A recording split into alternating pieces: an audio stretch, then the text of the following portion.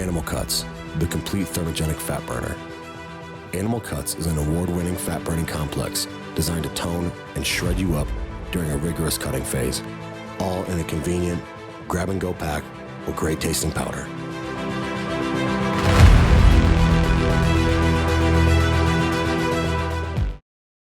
Hey, what's up guys? I have 5 tips to bust your fat loss stalls. And during the dieting process, whether you're coming down for contest prep, just general fat loss, we can always come into this problem of, hey, the scale's not moving, I feel like I'm stalled out, what's going on? What should be my next choice from there? And with the dieting process, there's adaptations that are occurring along the whole process to try to slow down and prevent body fat loss from occurring. Decreases in metabolic rate through lots of hormones that are getting regulated, drops in your anabolic hormones, increases in catabolic hormones and hunger signaling hormones, everything trying to make you not lose body fat and just go eat more. And within that process, it can make your deficit shrink to where eventually you get close to a maintenance calorie level, and you do have to make some decisions to push past what can be a stall. Now, you have to actually say, and this is point number 1, or tip number 1, is being honest with yourself. And part of that will have to be accurately tracking your energy intake and your output, because a lot of times part of what we see when people are coming down a diet is that inadvertently they are incidentally kind of increasing calorie intake through small little bits of like not weighing things quite accurately. This also might be on adding in condiments that are low calorie. But if you're someone that's on like a 1,300 calorie diet and these little things add up to 100 calories, you could easily add 10% of your calories for the day through these little things, and all of a sudden you're not quite at a deficit anymore. And same thing goes with energy output, and this is probably one of the biggest ones. I've made dietary changes for individuals or cardio increases, and they're like, I'm doing the diet, I'm doing the cardio, but my weight loss is it's nothing happening. And what's happening is all the time between meals and between training is that they're sitting down more. They're becoming more sedentary, and it's actually making up for the deficit that she created. So it's not a true stall, it's the energy output is lower. So you have to be just accurate with tracking food, making sure you're not adding anything else in, and anything that you do, you're measuring and accounting for. And then for energy output, use something like a step tracker. It's kind of an indirect way to count total activity level. You can still be active and not taking a lot of steps, but it is something way to track to make sure your step count isn't decreasing or trending downward as you're trying to decrease food and increase cardio, and that be the reason why you're not seeing those changes. Now, say you are someone like, no, John, I'm perfectly counting my food, I'm counting my steps and my cardio, and I am not moving here.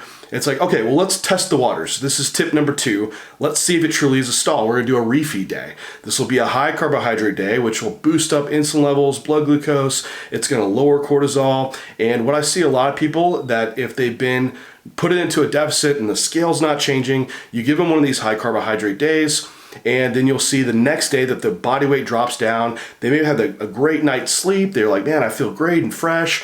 And all that fat loss that was occurring is just finally revealed the next day once you have this water loss that does occur through this high day. Then you can say, okay, you know what? You weren't actually stalled out. We're just seeing this linear downward trend like you do see in fat loss. So you have to be patient in this process. But if you think you are at a stall, like a first step would be, let's just make sure you actually might have a stall by doing a REFEED day. And this would be something of increasing calories by 20% for the day, purely from carbohydrate, as this is the most impactful on a lot of these hormones and cortisol and insulin levels. And then we can assess from there. Now, this gets to tip number 3. So if you do this REFEED day and you're like, man, nothing happened, nothing changed, my scale weight increased. For one, make sure you just wasn't the food volume, you just had really poor digestion that day, or it caused you to overeat. Also, make sure you keep in mind, even for females, that you're not seeing changes throughout the menstrual cycle as well, because if that coincides around that time, we might actually see body weight going up and it's hormone related, and we need to just look at your trends more over 2 to 3 week spans rather than a week by week basis.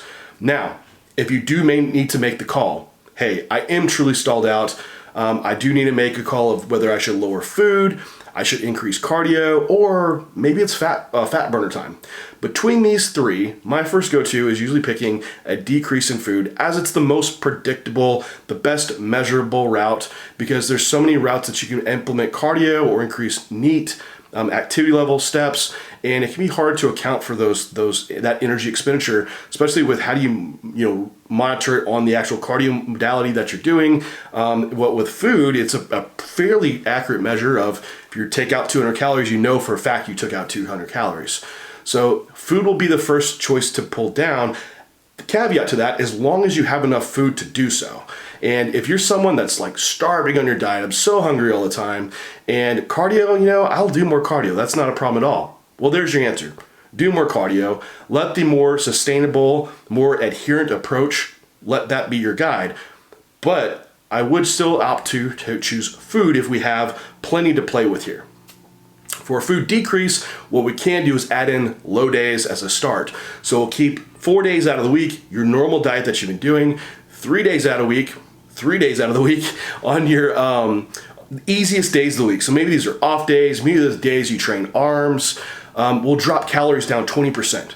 And this can be a mix of carbohydrate fats, really base that around your preferences, because what we do see is whether you're dieting on lower carbs or lower fats, fat loss really doesn't change. The main thing I would say is that it upholds your training performance. So if you're getting too low in carbs, you're seeing the gym performance decline in that day, maybe bring the carbs up and keep the fats a little bit lower then.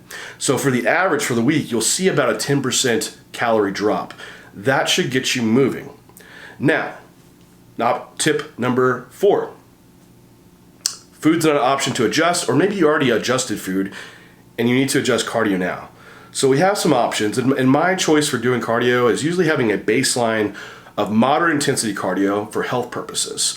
And then the rest is through activity or step count. So for bodybuilding physique goals, we want the least impactful cardio for our resistance training, so what's not going to affect our training the most, create the less fatigue, for the best energy output.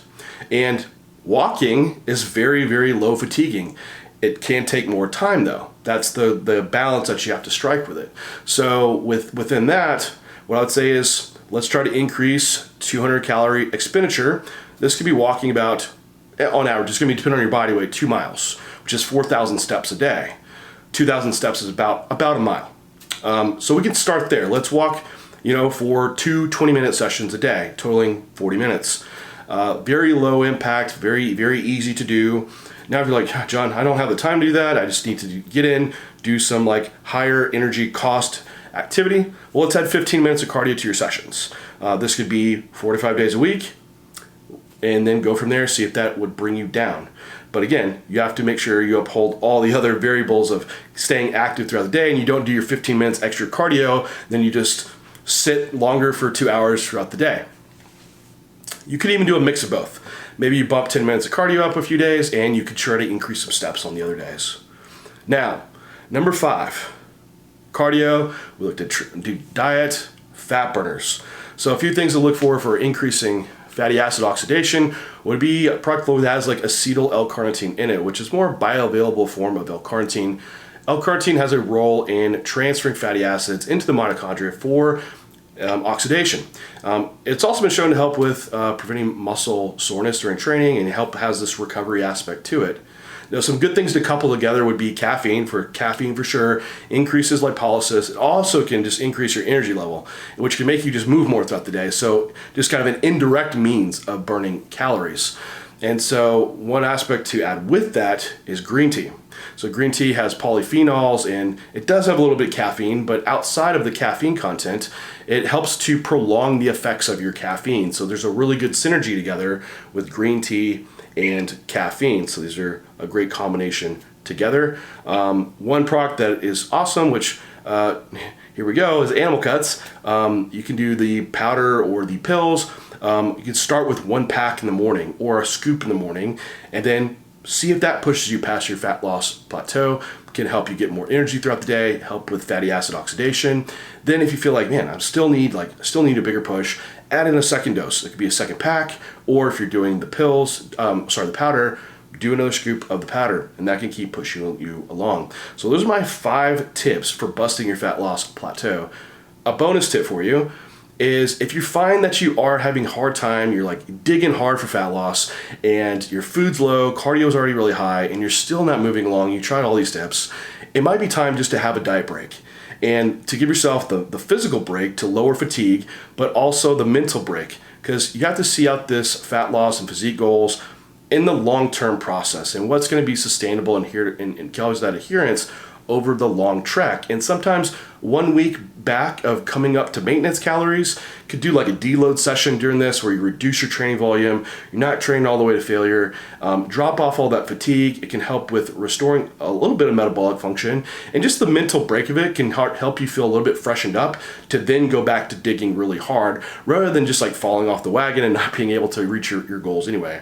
So that's something to think about and implement. But again, remember, fat loss, it's not going to be easy. We're going to have to dig and get to some level of uncomfortability to make it happen. So use these tips. I hope they help out. If you think of any other ones, love to hear what y'all have to say. Leave in the comments below, and happy to answer any questions that y'all have.